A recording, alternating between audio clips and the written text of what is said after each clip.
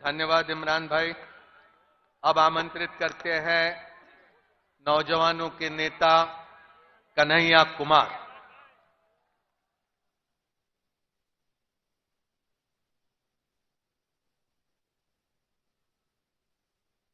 मेरी आवाज जहां तक पहुंच रही है, मैं सबसे पहले महाराष्ट्र की इस महान भूमि को डॉक्टर बाबा साहब भीमराव अंबेडकर, छत्रपति शिवाजी महाराज, साहूजी महाराज, अन्ना भाऊ साठे, गाडगे महाराज, संत तुकाराम, आंदोलनों और क्रांतियों की भूमि सावित्रीबाई फूले की इस भूमि को नमन करता हूं, आपको प्रणाम करता हूं।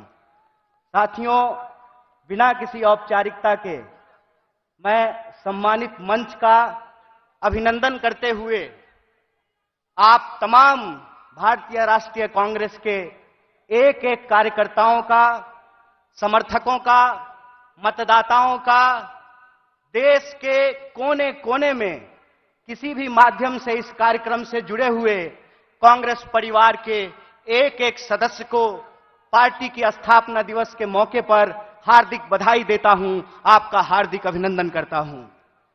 दोस्तों, ये हम सबके लिए बड़े गर्व की बात है कि देश की सबसे पहली और सबसे पुरानी राजनीतिक दल, जो एक राजनीतिक दल नहीं है, जिसने आज के भारत का नींव रखा है, उस पार्टी का हम स्थापना दिवस मना रहे हैं। यह हमारे लिए गर्व की बात है।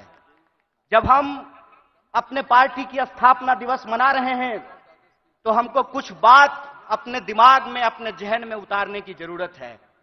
सबसे पहली बात यह है कि जब हम नागपुर में यहां मना रहे हैं तो जो लोग नागपुर को संघ भूमि बनाना चाहते हैं, उनको हम चुनौती देना चाहते हैं, जब तक कांग्रेस पार्टी जिंदा रहेगी, जब तक इस देश में एक भी कांग्रेसी कार्यकर्ता जिंदा रहेगा, अपने रक्त के आखिरी कतरे तक नागपुर को संघ भूमि नहीं, दीक्षा भूमि बना करके रखेगा। इस बात को याद रखिएगा।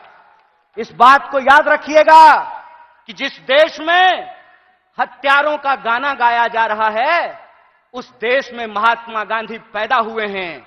और महात्मा गांधी ने जिस पार्टी को बनाया है, जब तक वो पार्टी जिंदा रहेगी, तब तक आप इंसान को इंसान से नहीं लड़ा सकते हैं। हम बोलते रहेंगे, रघुपति राघव राजा राम, पतित पावन सीताराम, ईश्वर अल्लाह तेरो नाम, सबको सन्मति दे भगवान। हम यह तराना गाता रहेंगे, इस बात को याद रखिएगा। और जब आज हम पूरे देश को यह संदेश देना चाहते हैं भारतीय राष्ट्रीय कांग्रेस की तरफ से कि हैं तैयार हम, तो किस बात के लिए तैयार हैं हम तैयार हैं इस देश के संविधान की रक्षा करने के लिए। आप तैयार हैं कि नहीं हैं?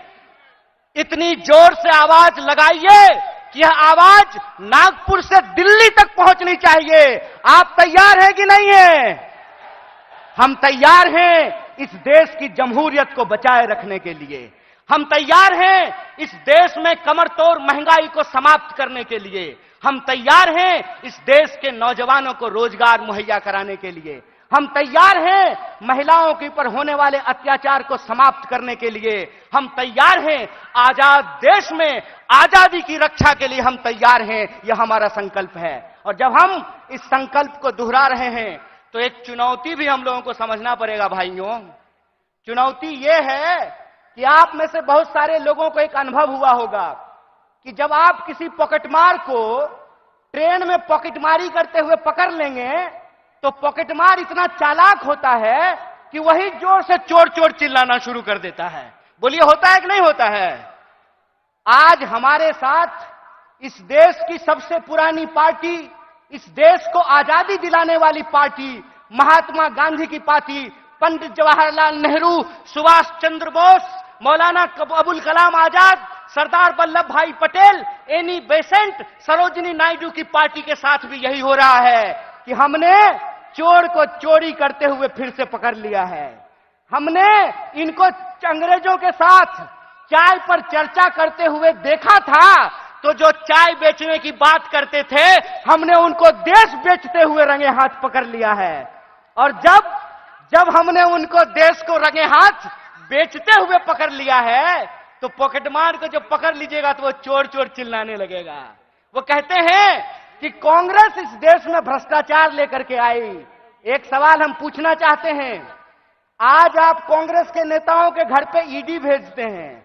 परसों जया साह के पिताजी से वही कांग्रेस का नेता अगर फोन पे सेटिंग कर ले तो वो ईडी जो है अपना रास्ता कैसे भूल जाती है, वो पता कैसे भूल जाती है। इसका मतलब यह है कि जो पार्टी देश की पार्टी है, उस पार्टी को देश के आम लोगों के नजर में बदनाम किया गया है।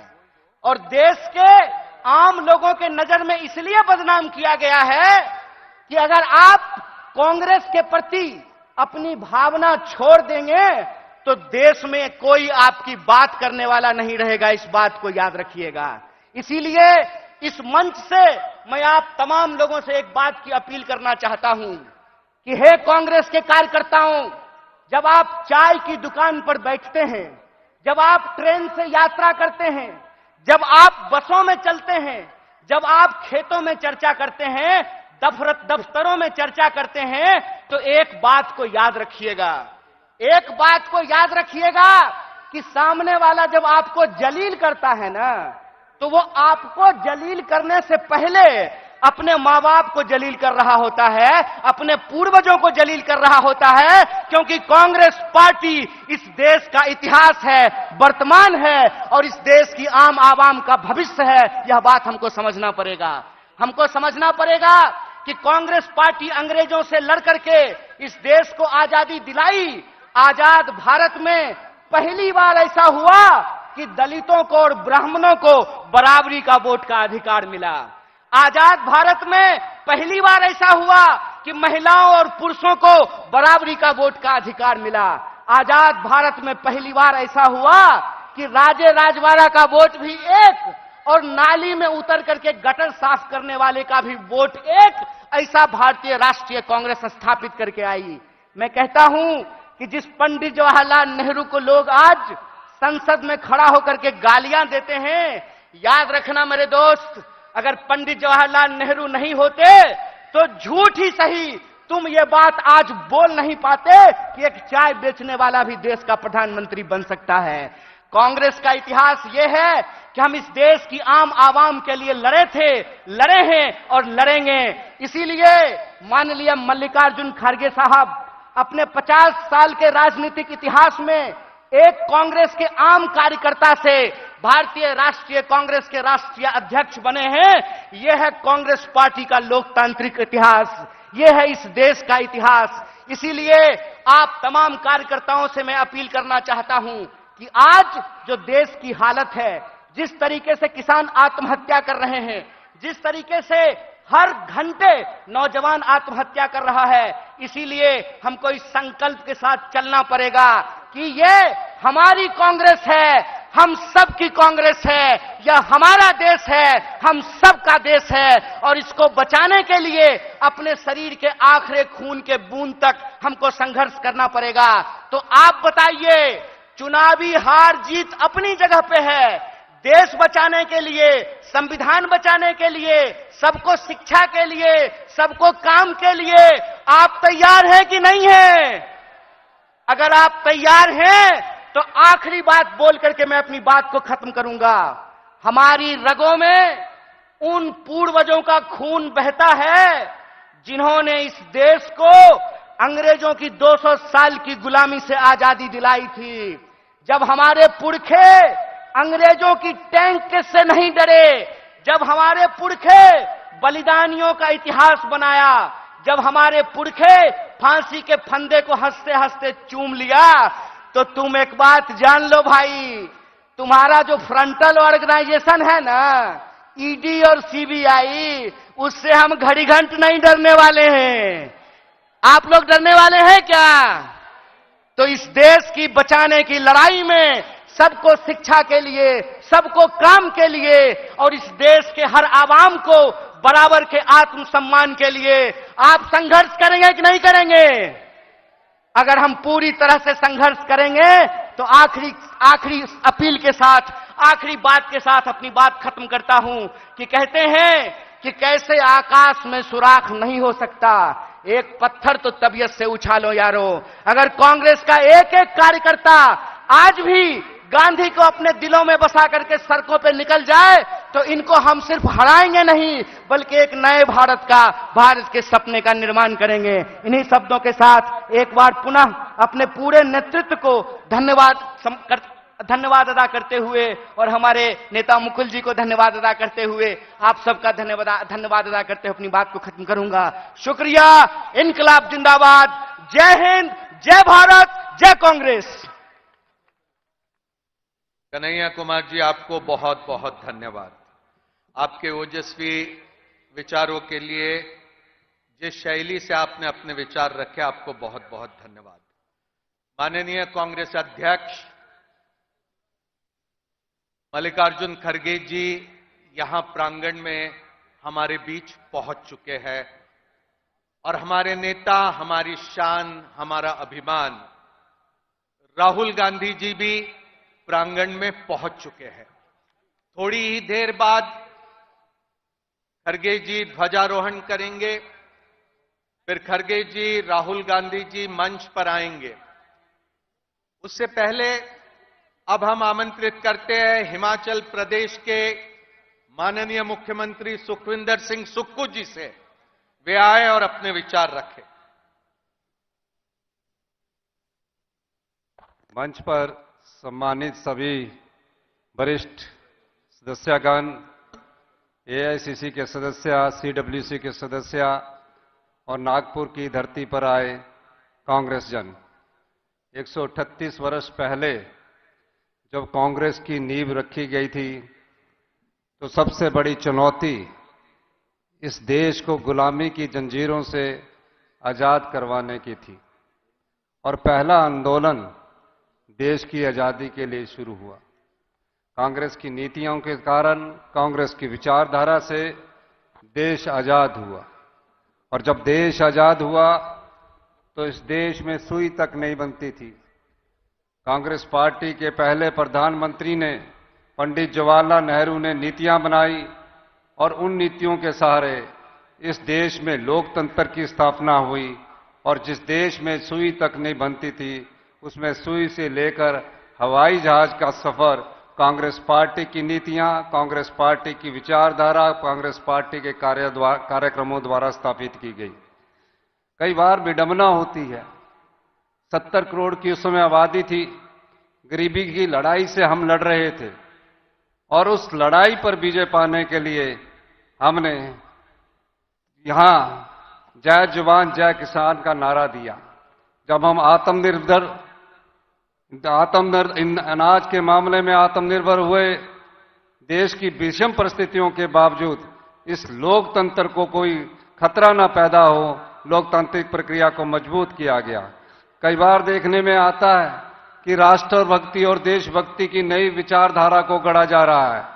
कांग्रेस पार्टी ही एक ऐसी पार्टी है जिसकी विचारधारा ने दो प्रधानमंत्री खोए। श्रीमती इंदिरा गांधी ने अपने सीने में 36 गोलियां सही और जब वो दरवाजे की चौखट से बाहर निकली, उनके मुंह से सिर्फ एक शब्द निकला, जय हिंद। उनके बेटे राजीव गांधी जी देश के प्रधानमंत्री नहीं बनना चाहते थे, पायलट थे, लेकिन कांग्रेस जनों ने जब उनसे मांग की वो देश के प्रधानमंत्री बने। ये पता भी नहीं था कि 5 साल बाद देश के आतंकवाद का वो निशाना बनेंगे, कभी कल्पना भी नहीं की थी। और जब उन्हें बम से उड़ा दिया गया तो उनकी टांग कहां गिरी, बाजू कहां गिरा। एक ही परिवार के 2 सदस्यों ने इस देश की एकता और अखंडता के लिए अपने प्राणों का बलिदान दिया। ऐसा उदाहरण विश्व में कहीं और नहीं मिलता। अगर कांग्रेस पार्टी के इतिहास को परखा जाए तो कांग्रेस पार्टी का इतिहास बलिदानों से भरा पड़ा है, त्याग से भरा पड़ा है। भारतीय जनता पार्टी का एक भी नेता बता दीजिए जिसने इस देश की एकता और अखंडता के लिए अपने प्राणों का बलिदान दिया गया। लेकिन आजकल नई प्रकार की परिभाषा को गढ़ा जा रहा है, राष्ट्रभक्ति की नई परिभाषा को भरा जा रहा है, देशभक्ति की नई परिभाषा को गढ़ा जा रहा है। ये वो कांग्रेस पार्टी है। चुनाव होते रहते हैं, लोकतंत्र में पार्टियां जीतती रहती है, लेकिन कांग्रेस की विचारधारा कभी खत्म नहीं हुई। कश्मीर से कन्याकुमारी तक आज भी ये विचारधारा जिंदा है। और इस नागपुर के 138वें स्थापना दिवस पर आज कांग्रेस जन को ये कहना है कि जो झूठ के सहारे राजनीति करते हैं, जो झूठी परिभाषा को गढ़ने की कोशिश करते हैं, उस परिभाषा का जवाब सच्चाई से देना है। झूठ बार बार सच्चाई से टकराता है, अंत में जीत सच्चाई की होती है। यही मैं कहना चाहता हूं। इस 138वें स्थापना दिवस पर आपको बहुत बहुत शुभकामनाएं। धन्यवाद। जय हिंद, जय भारत। धन्यवाद सुक्कू जी। अब आमंत्रित करते हैं हाल ही में हुए तेलंगाना के चुनाव के जरिए जिन्होंने तेलंगाना में प्रदेश कांग्रेस कमेटी का नेतृत्व किया और आज वहां पर मुख्यमंत्री की हैसियत से प्रदेश को तरक्की के रास्ते पर ले जा रहे वे हमारे तेलंगाना के मुख्यमंत्री माननीय रेवंत रेड्डी जी वे आए और अपने विचार रखें।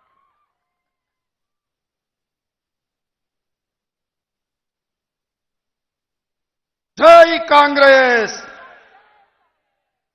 अरे आवाज लाल किले तक पहुंचना। जय कांग्रेस। धन्यवाद मित्रों। आज इस मंच पे एआईसीसी अध्यक्ष श्री मल्लिकार्जुन खड़गे जी,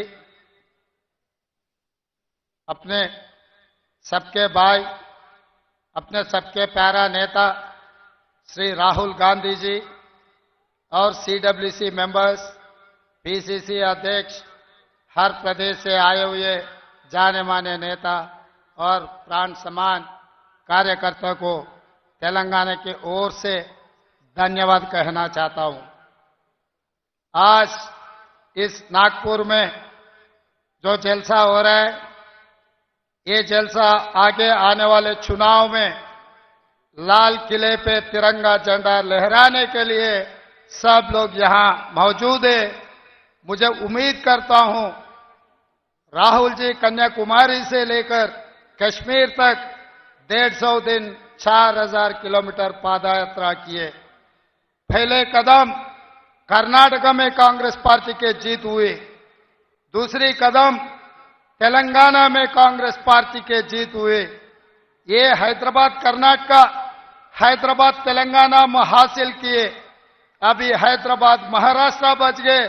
तीसरी कदम महाराष्ट्र में कांग्रेस पार्टी का सरकार बनाने वाले हैं, क्योंकि आप सब लोगों को देखने के बाद मुझे उम्मीद आए महाराष्ट्र में कांग्रेस पार्टी सरकार बनाने वाले हैं, क्योंकि कर्नाटक से राहुल जी का पादयात्रा तेलंगाना में आया, तेलंगाना में भी सरकार बने।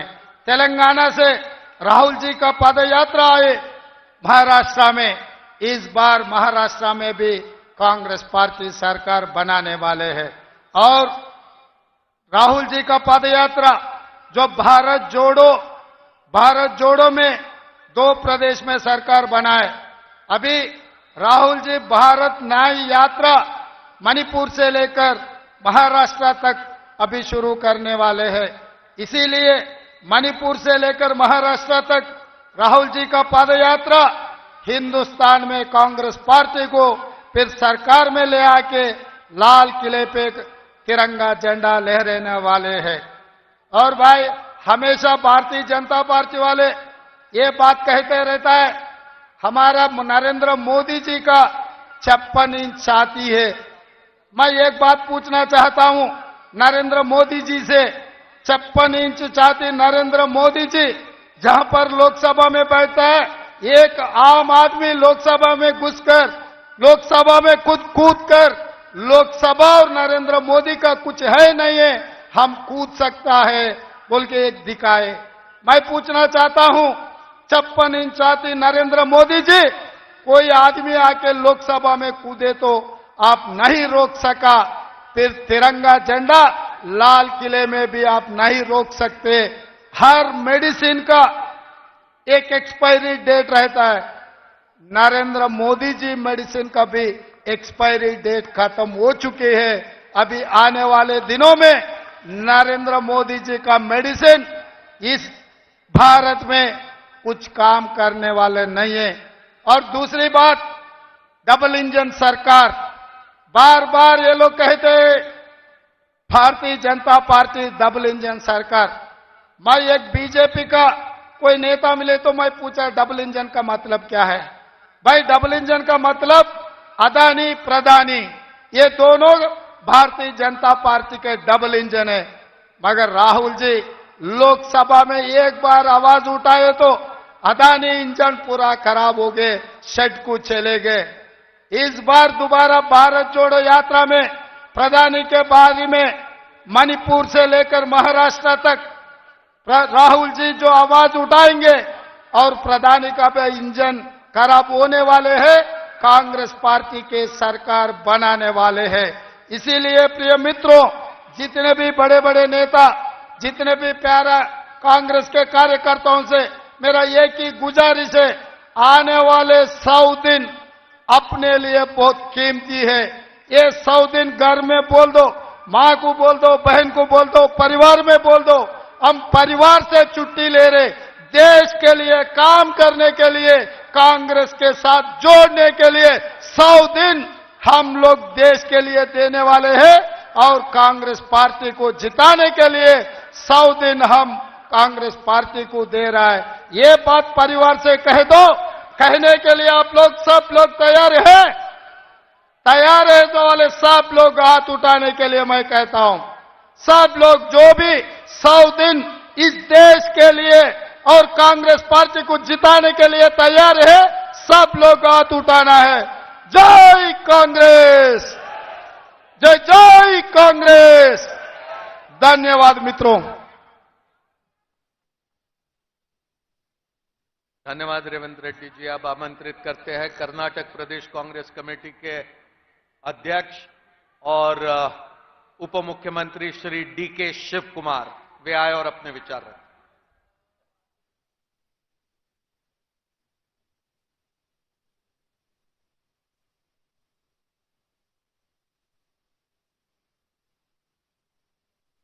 नमस्कार। बोलो भारत माता की, कांग्रेस पार्टी की, मल्लिकार्जुन खड़गे की, राहुल गांधी की, सोनिया गांधी की। Sorry, I don't know Hindi. You have to excuse me. All the leaders who are on the dais, my colleagues, all the party leaders who have come from different parts of the country, my media friends, ladies and gentlemen. It is a great honor to be on this forum, on this historic event. We all are celebrating 138th year of our Congress party. Congress party history is country history. Congress strength is country history. Only the Congress party could keep the country united, and the Gandhi family always kept the party united. Today, Mr. Mallikarjun Kharge ji, who was a block president of Gulbarga, is the president of the AICC. This is the democratic strength of the Congress party. Any worker of a Congress party can reach to any level. It shows the broad-minded and the democratic process of the Congress party. Today we all have come here. Today myself, Revant ji, and all from the south, lot of legislators, MLAs, we have come to seek your blessings. With all your blessings, support and wishes, we could form a government in Karnataka and Telangana. We have closed the doors for the BJP in the southern India.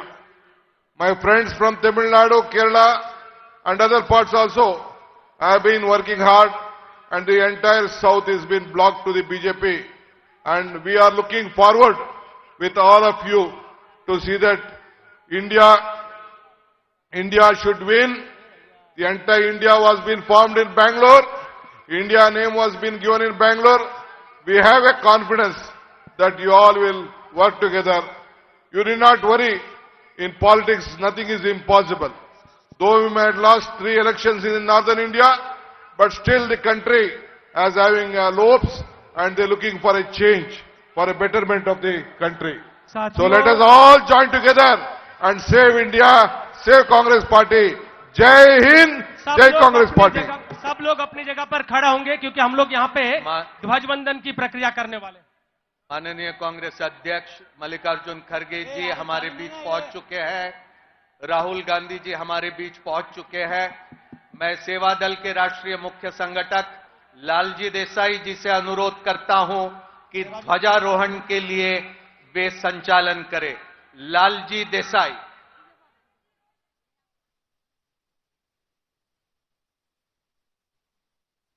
सभी लोग अपनी जगह पर खड़े होकर एक साथ सभा का सावधान हेलो वंदे मातरम शुरू करेंगे।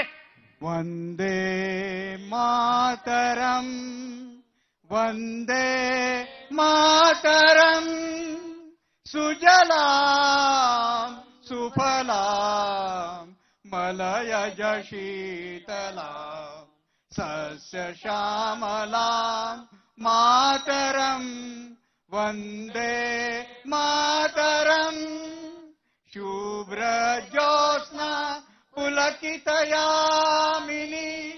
फुल्लकुसुमिता द्रुमदल शोभिनी सुहासिनी सुमधुर भाषिणी सुखदां वरदां मातरम, वंदे मातरम, वंदे मातरम।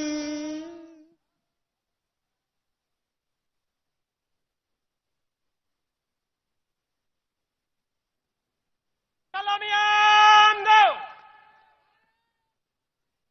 जैसे थे ध्वज गीत शुरू करेंगे। विजयी विश्व तिरंगा प्यारा, झंडा ऊंचा रहे हमारा, सदा शक्ति सरसाने वाला, प्रेम सुधा बरसाने वाला, वीरों को हर्षाने वाला, मातृभूमि का तन मन सारा, झंडा ऊंचा रहे हमारा, शान नहीं सकी जाने पाए, चाहे जान भले ही जाए, विश्व विजय करके दिखलाए, तब होवे प्रण पूर्ण हमारा, झंडा ऊंचा रहे हमारा, विजयी विश्व तिरंगा प्यारा, झंडा ऊंचा रहे हमारा। विश्राम। सभी सावधान। राष्ट्रगान शुरू करेंगे।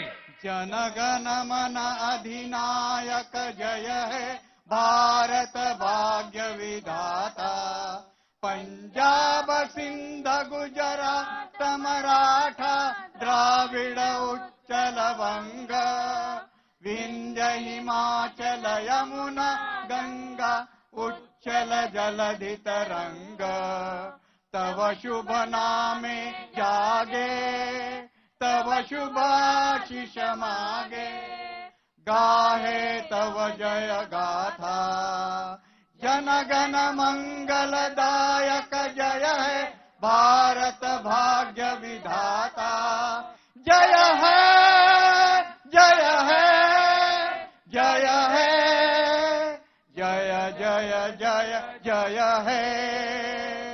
आजाद हिंद जिंदाबाद। कौमी नारा वंदे मातरम। विश्राम।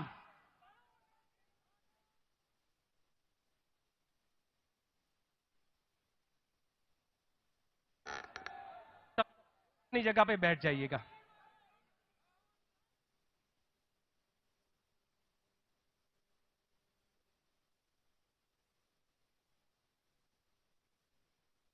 सेवा दल के साथियों के लिए सावधान। लाइन तोड़।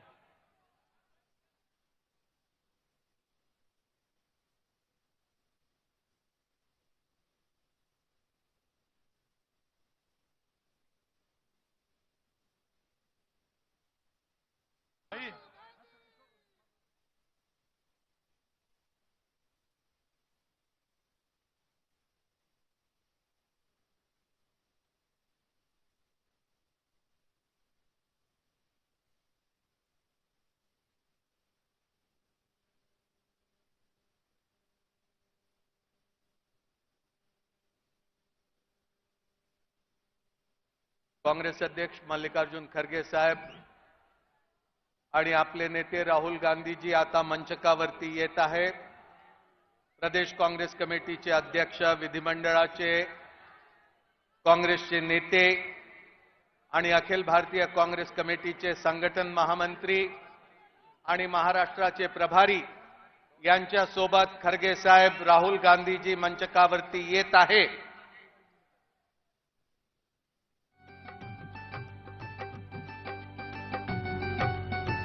आपल्या सर्वांना विनंती आहे की टाळ्याच्या जबरदस्त गजरामध्ये खरगेजी आणि राहुल गांधीजींचं इथे स्वागत करावं. झूठ मूठ की बात बताकर देश में ये छा गए और अपने वतन की लाज बचाने कांग्रेस वाले आ गए.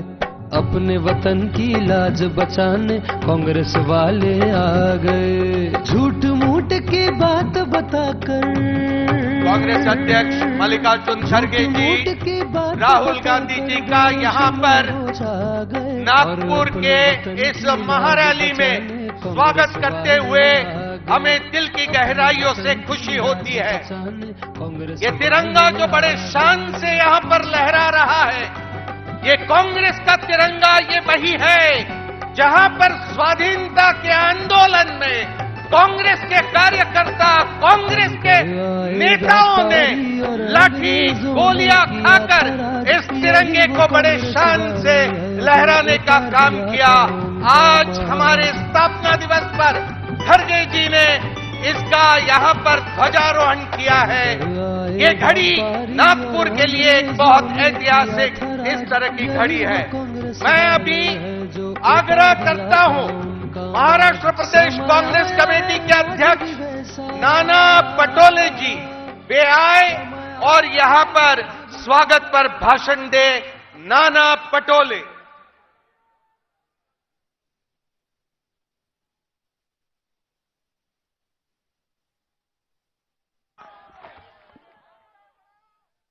छत्रपति शिवाजी महाराज की, छत्रपति शिवाजी महाराज की.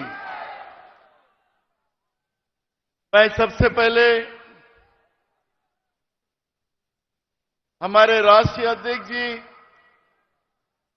मल्लिकार्जुन खरगे जी का, हमारी नेता सोनिया जी, हमारे नेता राहुल जी, उनको बहुत बहुत धन्यवाद देना चाहता हूं कि शाहू फुले अंबेडकर विचारधारा के इस भूमि पर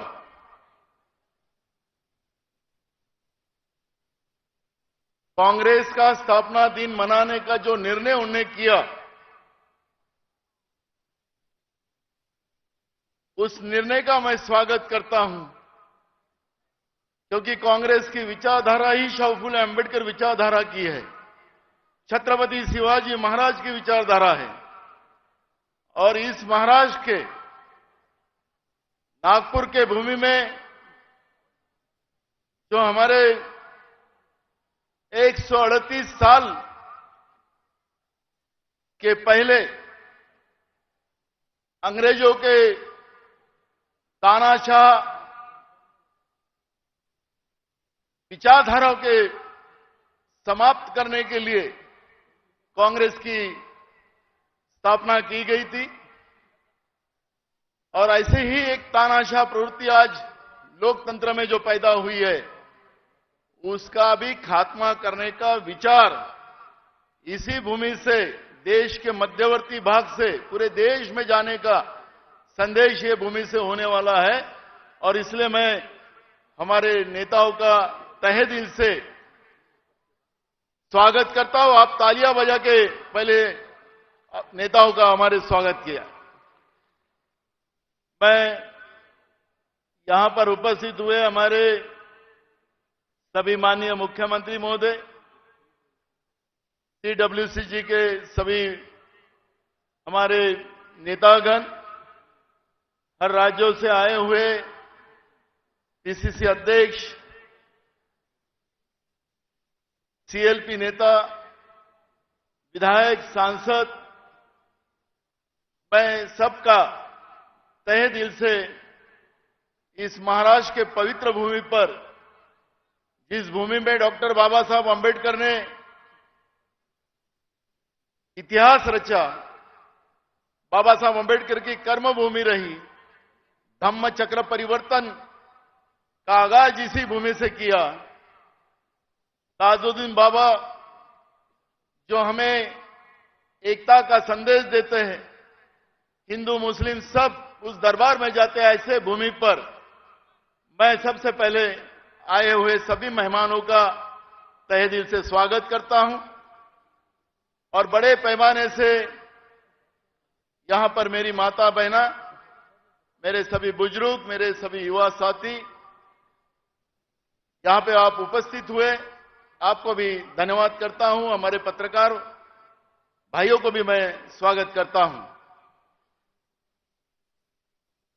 मराठीत बोलतो म्हणजे काय, आमच्या भाषेतलं ते बरोबर होईल।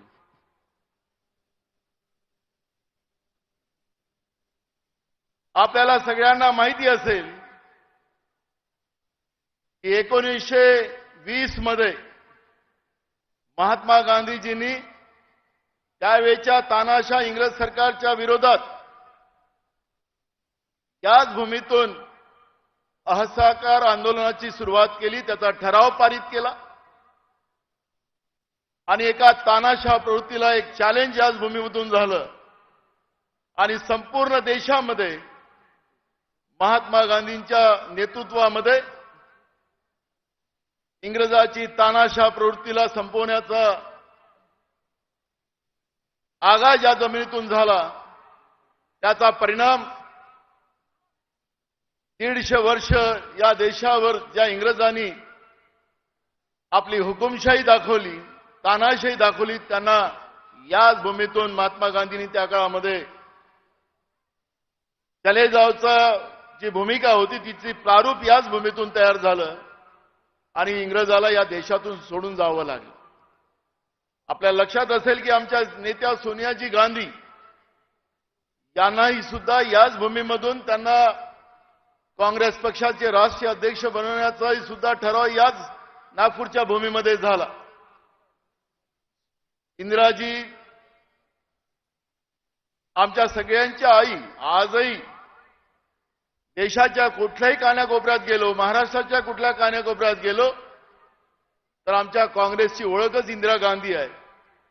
आणि इंदिराजींनी देशाचं प्रधानमंत्री झाल्यानंतर या देशामध्ये हरित क्रांती आणली, श्वेत क्रांती आणली, परमाणु तयार केलं आणि देशाला जगाच्या पाठीवर महासत्ताक बनवण्याचा निर्णय इंदिराजींनी त्या काळात केला। त्याच्यानंतर आणीबाणीच्या नंतरची जी परिस्थिती निर्माण झाली, त्यानंतर याच भूमीमध्ये इंदिराजींनी सभा घेतली आणि आपल्यासारख्या प्रचंड सहभाग त्यामध्ये इंदिराजींना मिळाला। विदर्भातल्या 11 लोकसभा जागा तर त्या काळात आपण निवडून आणल्याच, पण संपूर्ण देशामध्ये त्याचा संदेश गेला आणि पुन्हा इंदिराजी बहुमतानं सत्तेमध्ये आली, त्या याच नागपूरच्या भूमीच्या माध्यमातून आली। आणि म्हणून हा मध्यवर्ती भारताचा भाग असल्यामुळे आज ही सभा या ठिकाणी या देशामध्ये आमचे नेते मल्लिकार्जुन खरगे साहेब, राहुलजी गांधी यांचा संदेश पूर्ण देशाला जावा आणि आपलं स्लोगन याच्यामध्ये आहे की है तैयार हम, एक तानाशाह प्रवृत्तीला या देशातून सत्तेच्या बाहेर काढण्यासाठी है तैयार हम। आमच्या शेतकऱ्याला संपवण्याचं पाप भाजपचं केंद्रातलं सरकार करते आहे। शेतकऱ्याला न्याय देण्यासाठी है तैयार हम।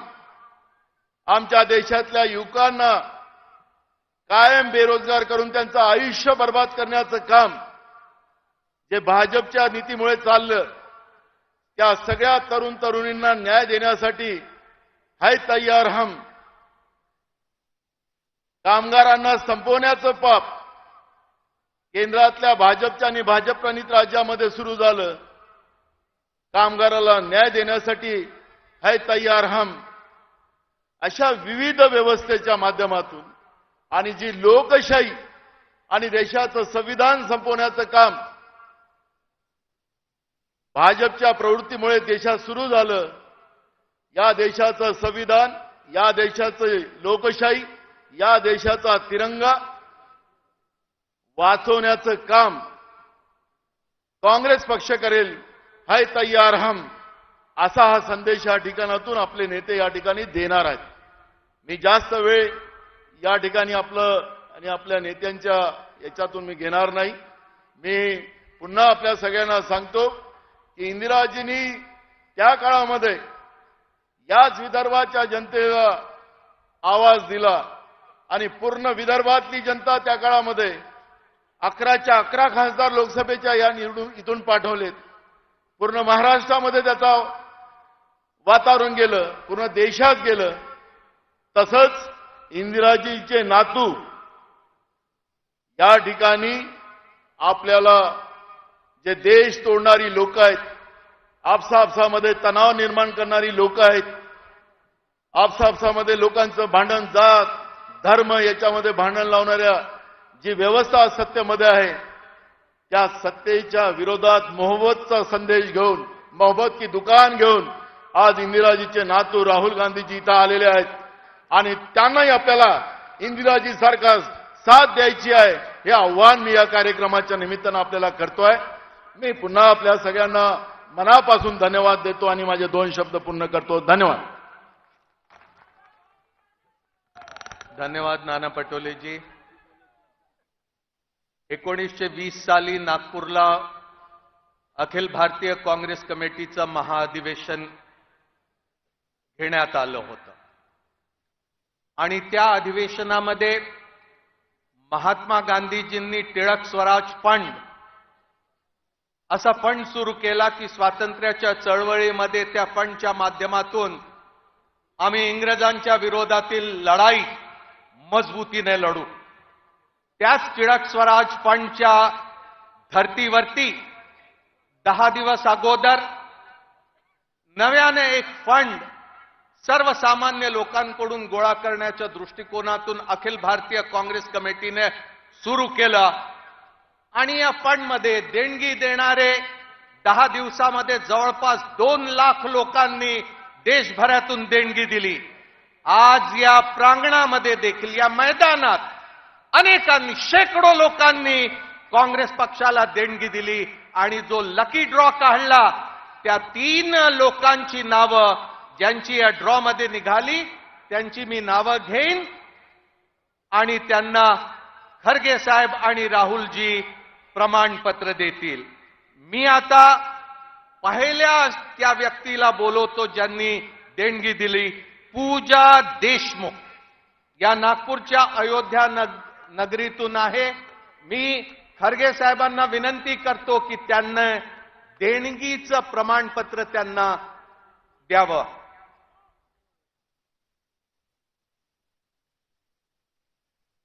आता मी आमंत्रित करतो प्रमोद खोब्रागडे.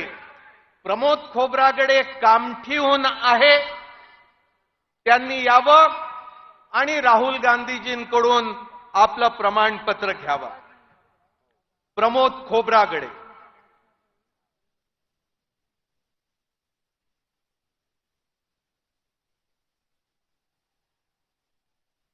आता मी आमंत्रित करतो रेखा बाराहते, या सोनेगावहून आहे, या देखील राहुलजींकडून आपल्या देणगीचं प्रमाणपत्र घेतील. रेखा बाराहते, प्रमोद खोब्रागडे, पूजा देशमुख आणि असंख्य देणगी देणाऱ्यांचं मी काँग्रेस कमिटीच्या माध्यमातून खूप खूप आभार मानतो. आता मी आमंत्रित करणार आहे आमचे नेते ज्यांनी काँग्रेसचं अध्यक्षपद मजबूतीने सांभाळलं, देशभरामध्ये ज्यांनी कन्याकुमारी पासून तर काश्मीर पर्यंत 4000 किलोमीटरची पदयात्रा काढली, अभूतपूर्व अशा प्रकारची पदयात्रा देश तोडणाऱ्यांच्या विरोधात देश कसा मजबूत करता येईल असा प्रयत्न घेऊन जे राहुल गांधीजी निघाले आणि आता थोड्याच दिवसात जे मणिपूर पासून तर मुंबईपर्यंत 6200 किलोमीटरची यात्रा काढतील. मी राहुल गांधीजींना विनंती करतो की त्यांनी यावं आणि आपले विचार मांडावे. राहुलजींनंतर काँग्रेस अध्यक्ष खरगे साहेब बोलतील आणि नंतर आभार प्रदर्शनानंतर कार्यक्रमाचं समापन होईल. राहुल गांधी जी से अनुरोध करता हूं कि वे अपने विचार रखें.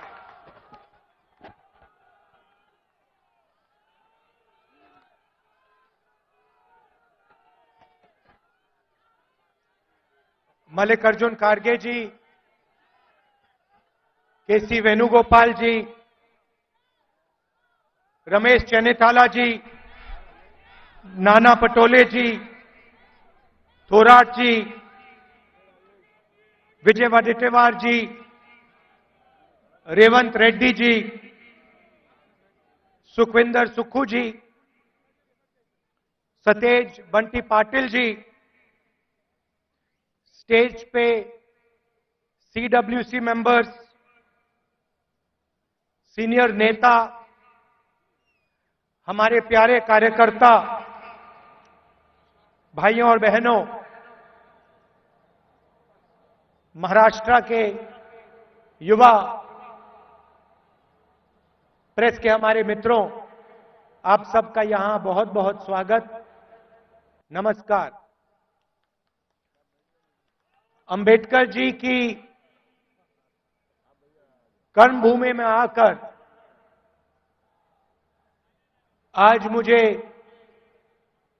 बहुत खुशी हो रही है. कांग्रेस का फाउंडेशन डे है और आज हम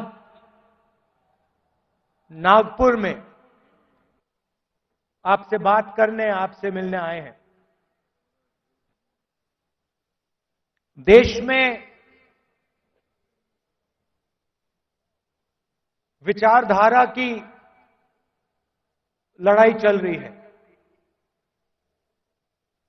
लोगों को लगता है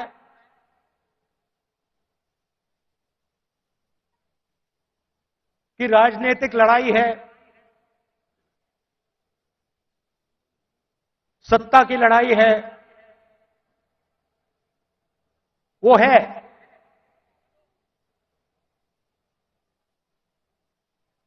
मगर इस लड़ाई की नींव जो है वो विचारधारा की है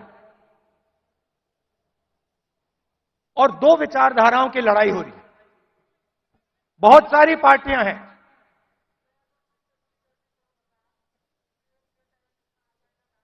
एनडीए में है, इंडिया अलायंस में है,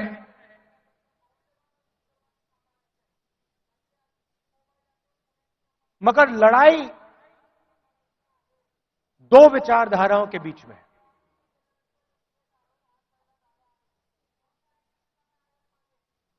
कुछ दिन पहले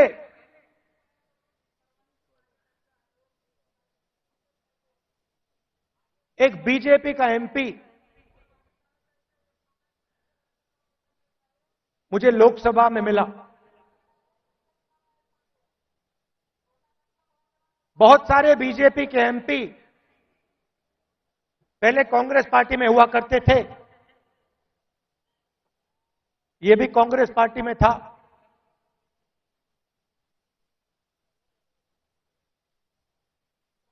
छुप के मिला मुझसे,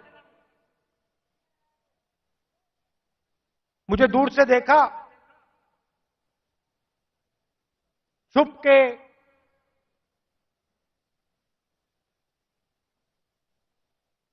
डर से कहता है, राहुल जी आपसे बात करनी है.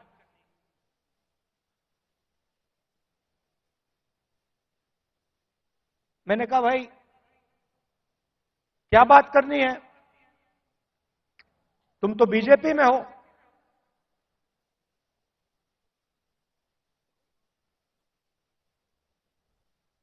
और फिर उसके चेहरे पे थोड़ी सी टेंशन दिख रही थी। तो मैंने पूछा, सब कुछ ठीक है क्या? मैंने सोचा शायद घर में कोई बीमार हो, कोई दुर्घटना हो गई हो। मैंने पूछा सब कुछ ठीक है? कहता है नहीं।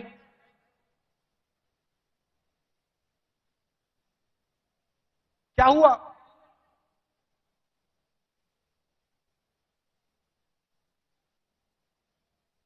राहुल जी, बीजेपी में रहकर सहा नहीं जाता।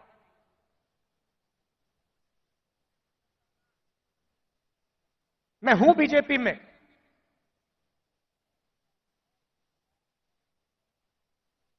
मगर दिल मेरा कांग्रेस में है।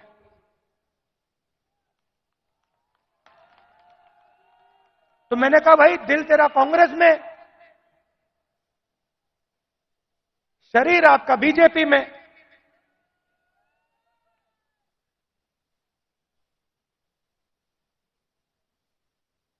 मतलब दिल शरीर को कांग्रेस में लाने से डर रहा है, यही हो सकता है।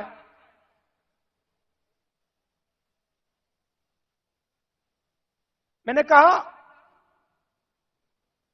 मन क्यों नहीं बनता वहां? आप एमपी हो,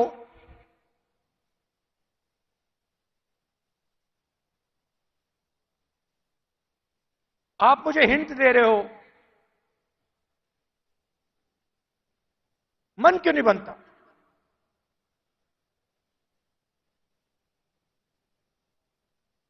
कहता है राहुल जी, बीजेपी में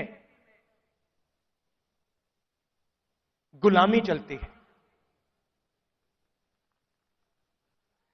जो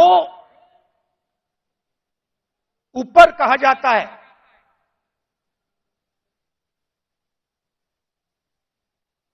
वो बिना सोचे समझे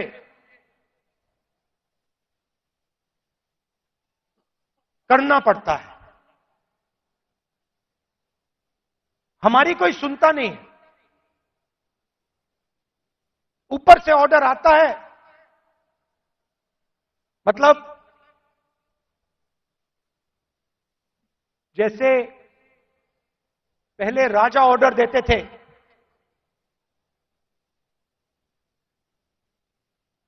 ऊपर से ऑर्डर आता है और उसका पालन करना पड़ता है,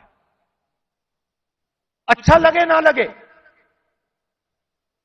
चॉइस नहीं होती। आपको याद होगा हमारे जो पीसीसी प्रेसिडेंट हैं पटोले जी, ये हैं, इन्होंने प्रधानमंत्री से एक सवाल पूछ लिया था।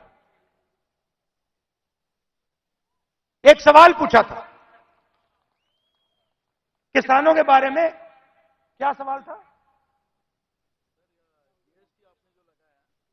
जीएसटी जो आपने लगाया तो उसमें किसानों का क्या हिस्सा रहेगा? हाँ, तो सिर्फ एक सवाल पूछा। सवाल था जीएसटी जो आपने लगाया उसमें किसानों का क्या हिस्सा होगा। मोदी जी को सवाल अच्छा नहीं लगा, पटोले जी आउट हो गए। तो उनकी विचारधारा राजाओं की विचारधारा है, किसी की सुननी नहीं।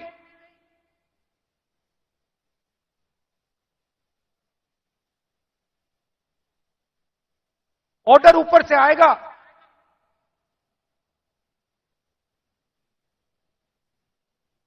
आपको ऑर्डर का पालन करना पड़ेगा।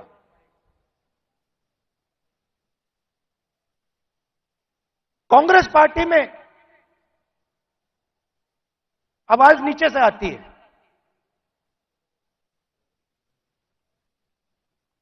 हमारा छोटा सा छोटा कार्यकर्ता हमारे किसी भी नेता को टोक सकता है। सही है ना? हमारे कार्यकर्ता मेरे सामने आते हैं और मुझे कहते हैं, राहुल जी ये जो आपने किया मुझे अच्छा नहीं लगा। और फिर मैं उनको समझाता हूं कि देखिए मैंने ये इस कारण किया, और मैं उनकी सुनता हूं। उनकी जो आवाज है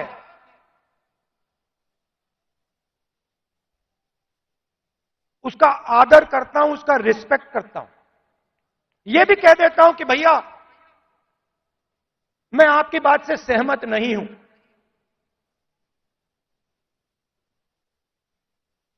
मगर उसकी आवाज सुनता हूं।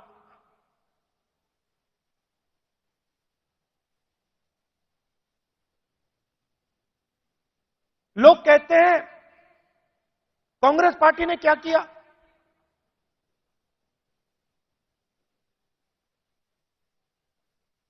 आजादी से पहले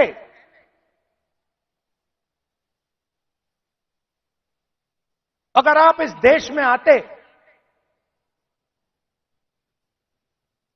500-600 राजा थे, अंग्रेज थे, राजाओं का गन सलूट होता था,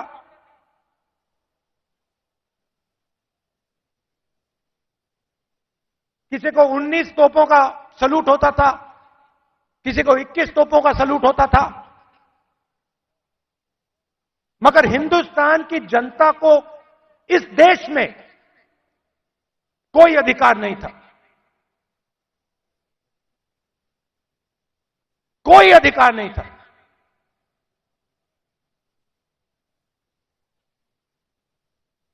गरीब व्यक्ति की जमीन अगर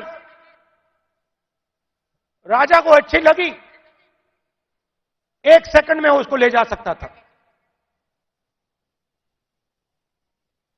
ये सारे के सारे अधिकार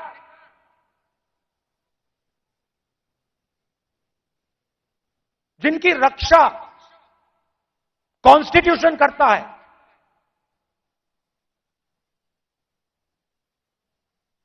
जो अंबेडकर जी ने, गांधी जी ने, नेहरू जी ने खून पसीना देके बनाया, ये कांग्रेस पार्टी ने दिया है। और आरएसएस के लोग, बीजेपी के लोग इसके खिलाफ थे। आज झंडे के सामने खड़े हो जाते हैं, सलूट मारते हैं। सालों के लिए इन्होंने तिरंगे को सलूट नहीं मारा था। तो सारे के सारे अधिकार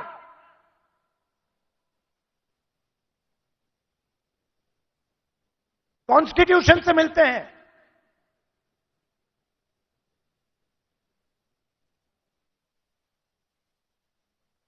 और राजा जो भी करना चाहता था करता था,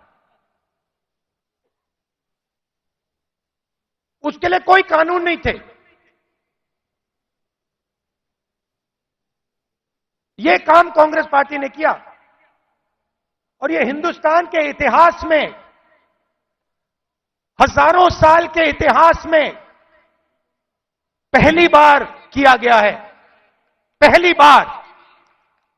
पहली बार एक हिंदुस्तानी को एक वोट दिया गया, चाहे वो दलित हो, आदिवासी हो, महिला हो, जनरल कास्ट का हो, तमिल हो, बंगाली हो, उत्तर प्रदेश का हो। हिंदुस्तान के हर नागरिक को कॉन्स्टिट्यूशन एक वोट देता है।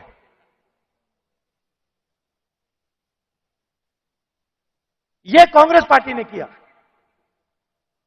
गांधी जी जेल गए, नेहरू जी जेल गए, अंबेडकर जी ने सालों संघर्ष किया।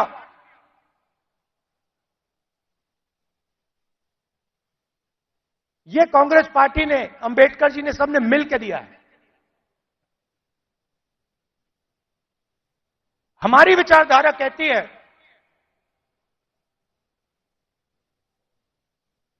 कि देश की लगाम हिंदुस्तान की जनता के हाथ में होनी चाहिए और देश को जैसे पहले राजा चलाते थे,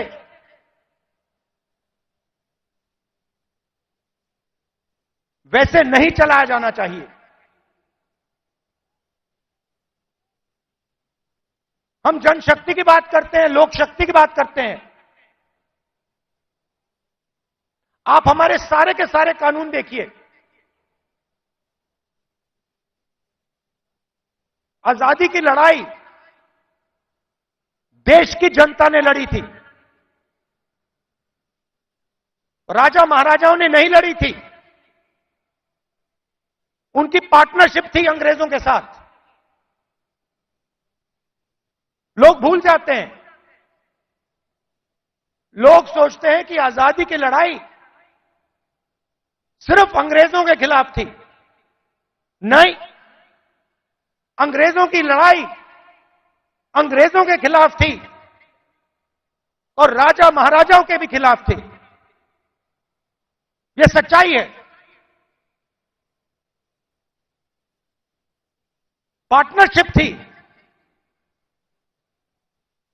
राजाओं महाराजाओं की, अंग्रेजों की पार्टनरशिप थी। उसके खिलाफ कांग्रेस पार्टी लड़ी थी।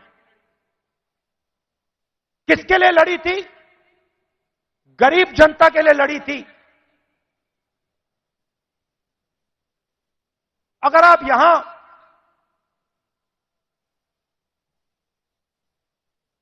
साठ 70 उससे पहले, इंडिपेंडेंस से पहले आप यहां आते, हिंदुस्तान की जनता के कोई अधिकार नहीं थे, महिलाओं के कोई अधिकार नहीं थे,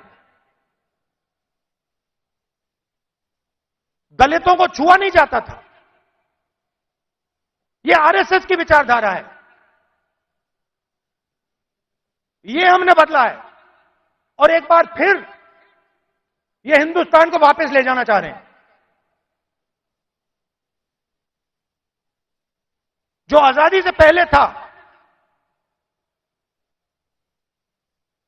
वहां हिंदुस्तान को वापस लौटा रहे हैं।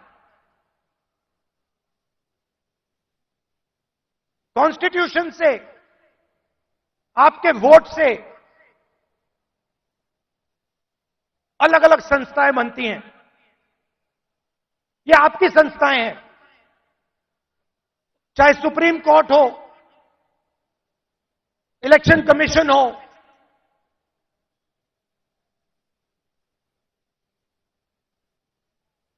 ये आपकी संस्थाएं हैं।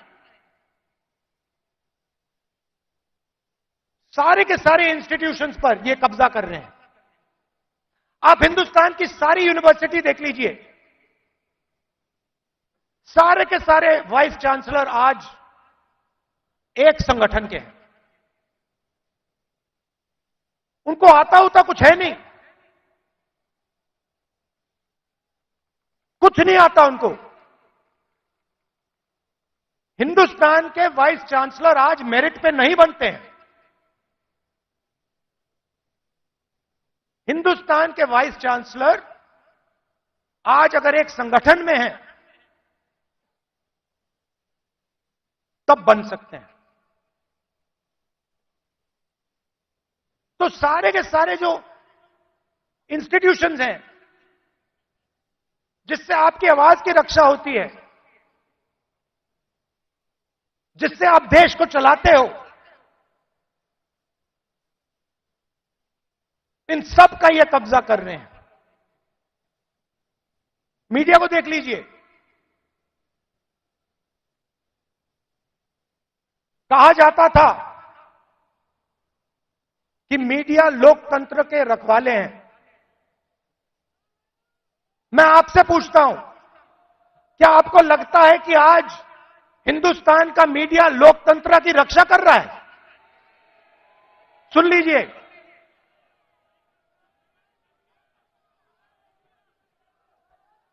आप इनसे पूछिए, ये आपको बताएंगे कि हमारे दिल में जो है हम नहीं बोल सकते। इनके दिल में क्या है? इनके दिल में वो है जो हिंदुस्तान की जनता के दिल में है, वो नहीं बोल सकते।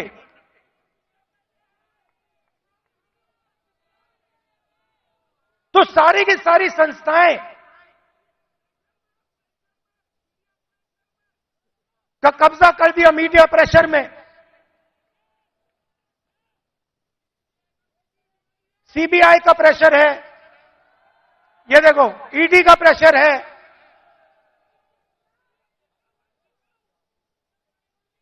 तो लड़ाई इस बात की है, हम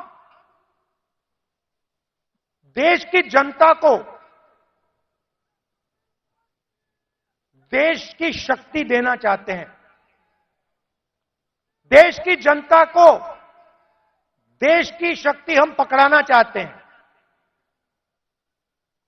लोग कहते हैं कि कांग्रेस पार्टी ने सफेद क्रांति की। हमने सफेद क्रांति में मदद की, मगर सफेद क्रांति को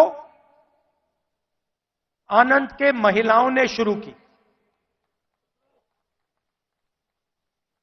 सफेद क्रांति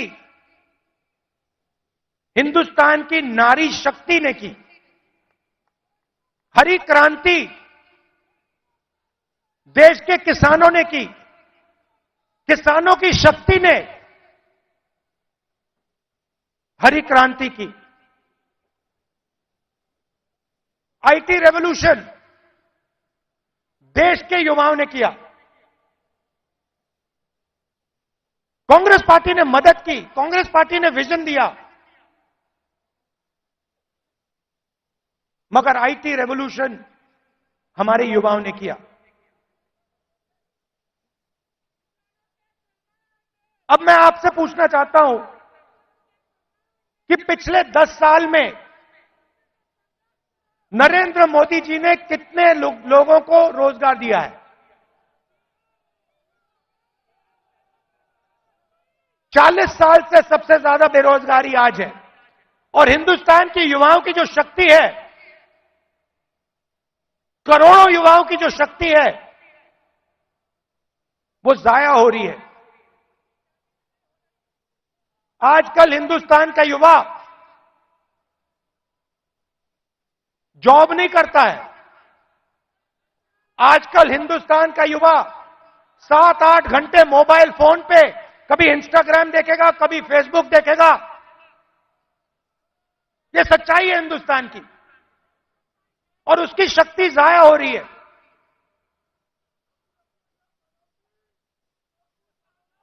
एक तरफ किसानों पर आक्रमण, युवाओं पर आक्रमण, और दूसरी तरफ हिंदुस्तान के 2-3 अरबपतियों को देश का पूरा धन दिया जा रहा है।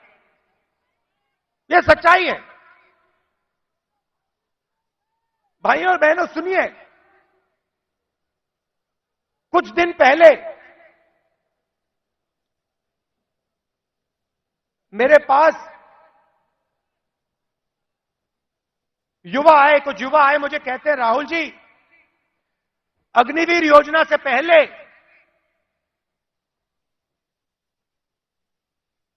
हमें आर्मी में ले लिया गया था।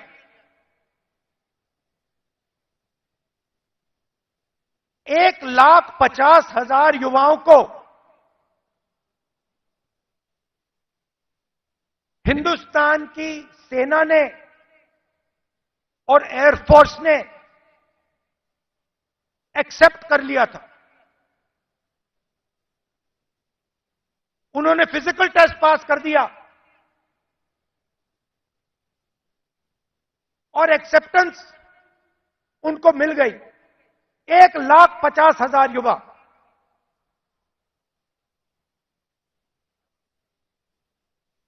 मोदी सरकार ने अग्निवीर योजना लागू की और 1,50,000 युवाओं को उन्होंने आर्मी में, एयरफोर्स में नहीं आने दिया।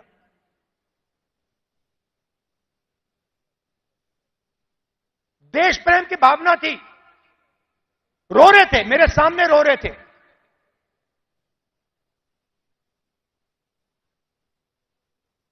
आंसू आ रहे थे, कह रहे थे सरकार ने हमारी जिंदगी बर्बाद कर दी है, जिंदगी खत्म कर दी, हमारा मजाक उड़ाया जाता है। गांव में हमें झूठे सैनिक कहा जाता है। इतनी भी इज्जत नहीं रखी। उनको अग्निवीर योजना में भी नहीं आने दिया।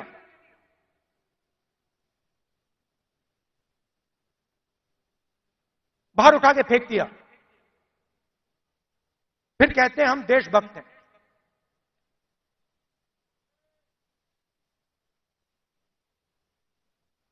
इससे देश का फायदा नहीं होने वाला।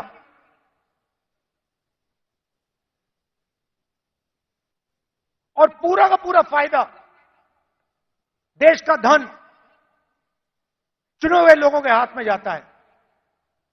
मैंने पार्लियामेंट में सवाल पूछा, बीजेपी के लोगों से पूछा,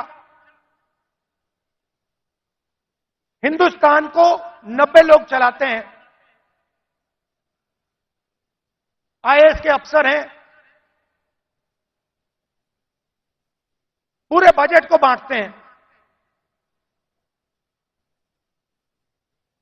मैंने पार्लियामेंट में पूछा कि इनमें से ओबीसी कितने हैं, दलित कितने हैं, आदिवासी कितने हैं। बीजेपी के लोग चुप हो गए। ओबीसी की कम से कम 50% आबादी है, दलितों की 15% आबादी है, आदिवासियों की तकरीबन 12% आबादी है।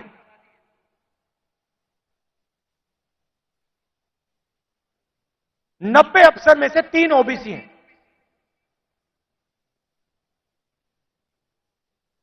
कैसी ओबीसी सरकार चल रही है?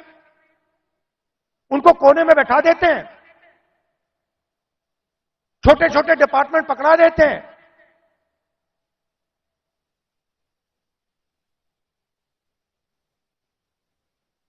हिंदुस्तान की सबसे बड़ी कंपनी, 100-200 सबसे बड़ी कंपनी की लिस्ट निकालो, मुझे दिखा दो इनमें कौन सा ओबीसी है, कौन सा दलित है, कौन सा आदिवासी है। स्टेट की ब्यूरोक्रेसी में दिखा दो।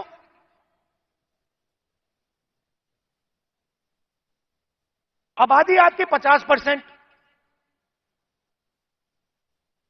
दलितों की 15%, आदिवासियों की 12%।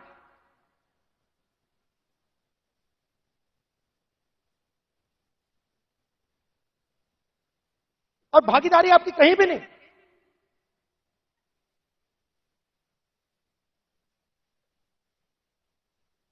टॉप कंपनीज के नाम निकालो और मुझे दिखा दो इन कंपनियों में ओबीसी कहां बैठा हुआ है, दलित कहां बैठा है, आदिवासी कहां बैठा है।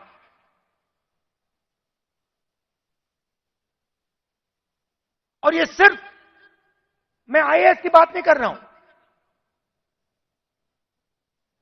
हर फील्ड में यह हालत है।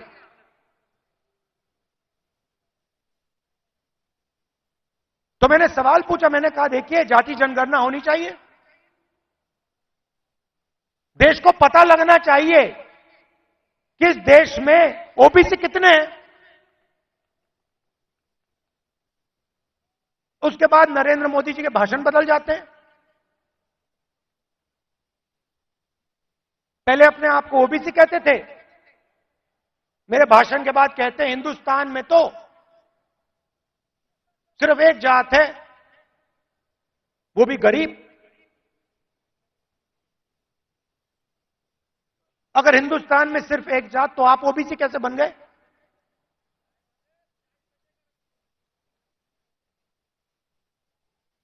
तो हमने निर्णय ले रखा है, जैसे ही हमारी सरकार आएगी, दिल्ली में आएगी, हम जाति जनगणना आपके लिए करके दिखा देंगे।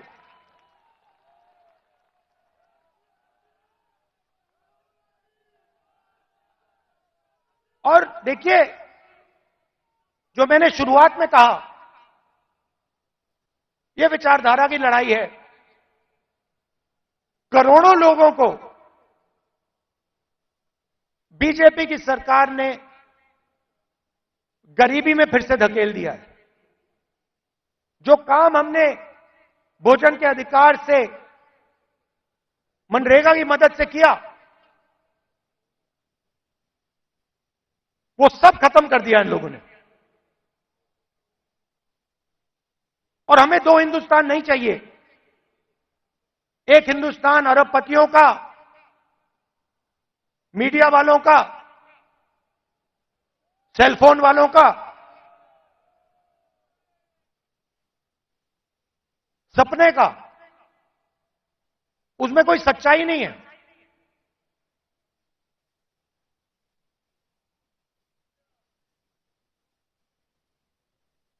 हिंदुस्तान के युवा सोशल मीडिया से जी नहीं सकते, कमा नहीं सकते। हिंदुस्तान के युवाओं को रोजगार की जरूरत है। यह काम नरेंद्र मोदी जी और एनडीए की सरकार नहीं कर सकती। यह काम सिर्फ इंडिया अलायंस कर सकता है, क्योंकि इस काम को करने के लिए हिंदुस्तान की जनता की आवाज को सुनना होगा, नफरत मिटानी होगी और इस देश को एक कर जोड़कर आगे जाना पड़ेगा। कन्याकुमारी से कश्मीर हम चले,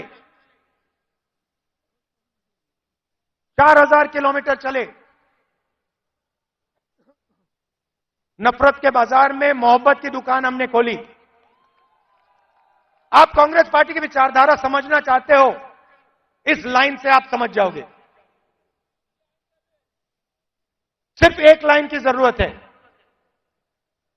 अगर आपके दिल में हिंदुस्तान के लोगों के लिए मोहब्बत है, अगर आप नफरत के बाजार में मोहब्बत की दुकान खोलना चाहते हो, तो आप कांग्रेसी हो।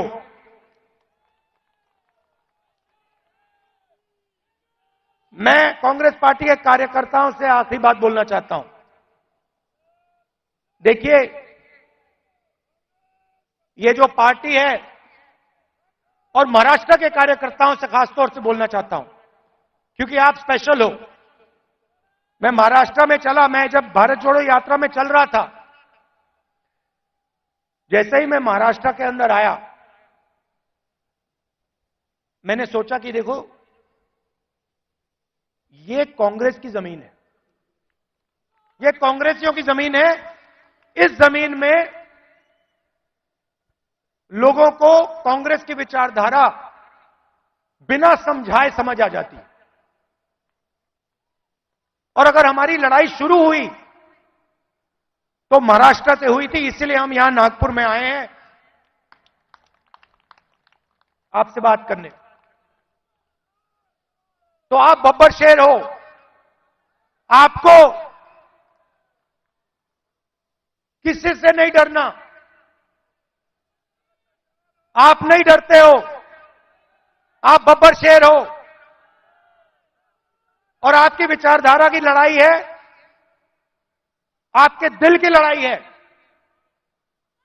और आप और हम मिलकर, आप और हम मिलकर महाराष्ट्र में और पूरे हिंदुस्तान में चुनाव जीतने जा रहे हैं। आप सबका दिल से बहुत बहुत धन्यवाद। नमस्कार। जय हिंद।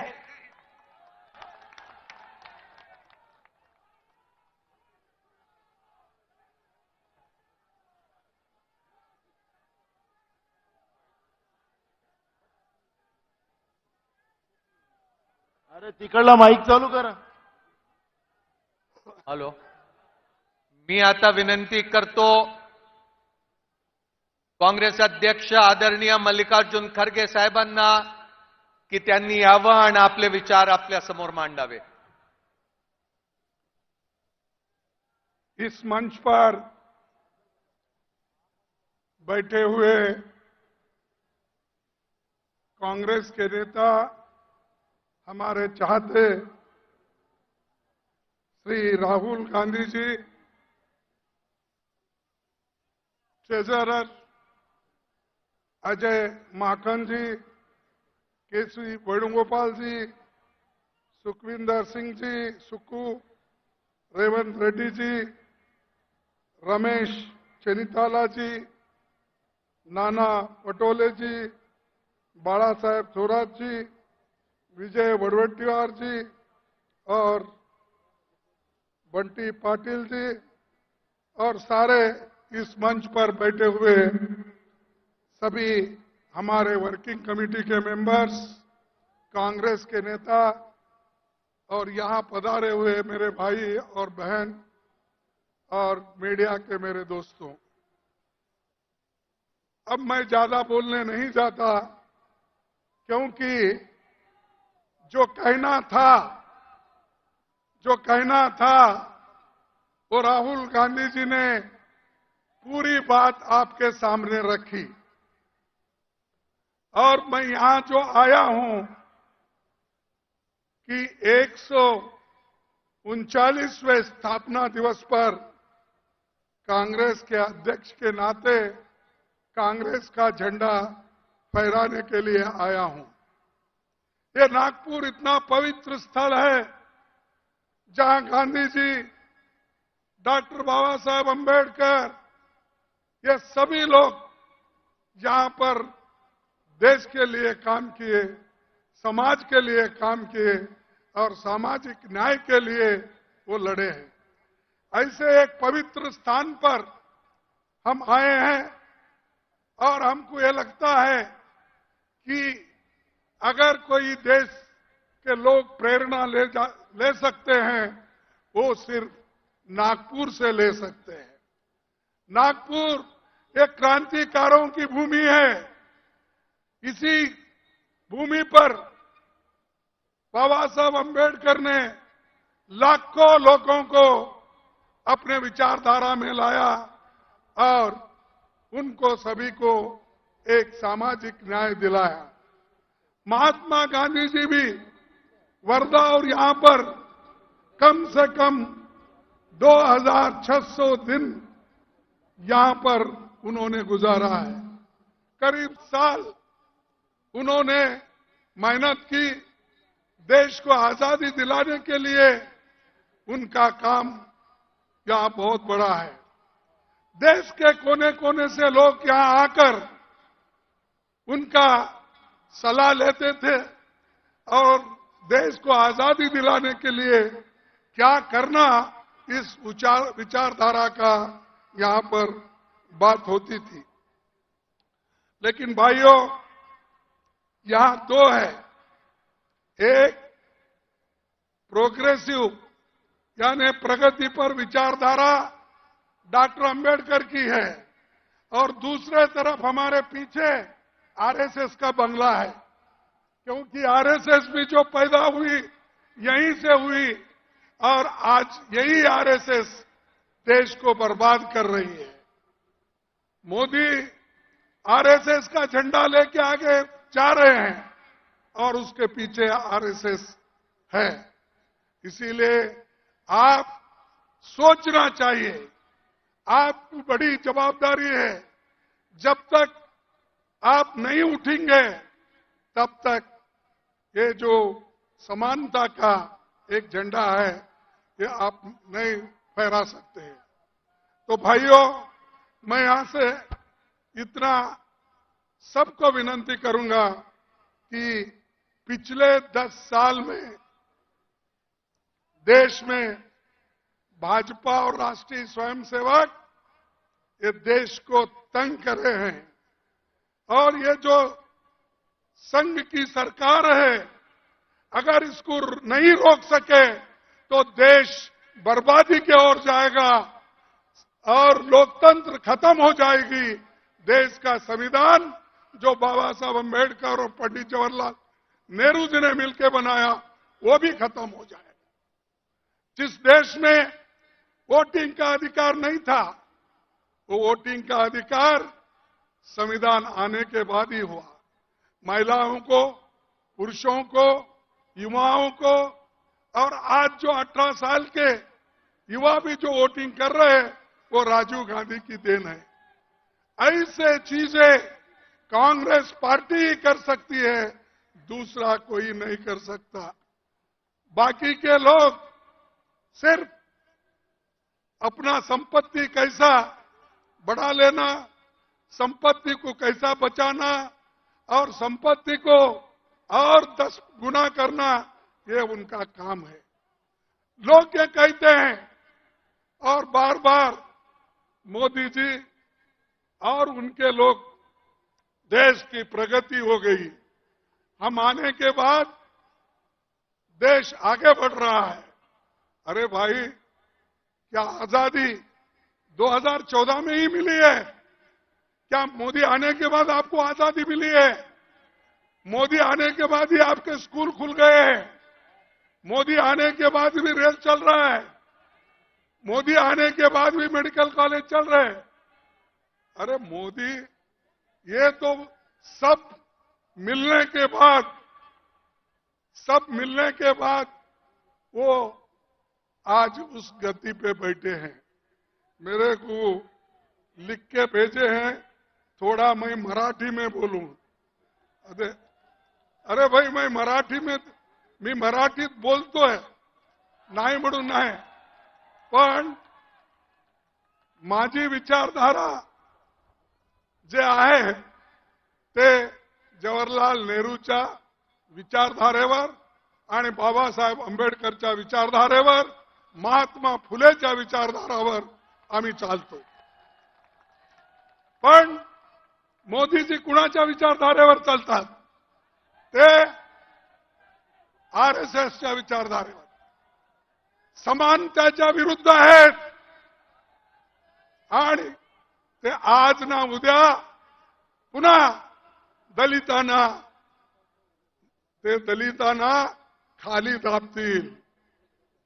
कारण स्कॉलरशिप बंद आहेत, बोर्डिंग्स बंद आहेत, शाळाला जे ग्रँट द्यावं ते देत नाहीत, लोकांचे, मुलांचे, युवाचे सगळे आज स्कॉलरशिप बंद झालेले आहेत।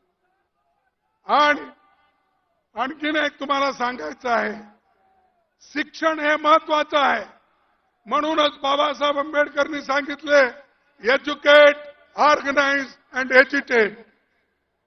शिक्षण घ्या, संघर्ष करा, एक व्हा, हे त्यांची वाणी आहे। ते आज आपण घेऊन चाललं पाहिजे। ते जर नाही घेतलं, तुम्ही विसरला, तर तुम्ही कुठेही राहणार नाही। जे काही मिळालं तेही जाणार आहे मोदीच्या सरकारमुळे, आरएसएसच्या लोकांमुळे। बंधूंनो, आज काय? आज लोकतंत्र खतरे में है। आज इतने इन्फ्लेशन, एवढा प्राइस राईज आहे, किंमत एवढे वाढले, आवश्यक वस्तूचे ते सगळे आकाशला, म्हणजे आकाशपर्यंत पोहोचलेले आहेत। त्याच्याबद्दल मोदी काही बोलत नाही। त्याच्यानंतर रोजगार, अनएम्प्लॉयमेंट इतका आहे, देशात 30 लाख नोकऱ्या खाली आहेत।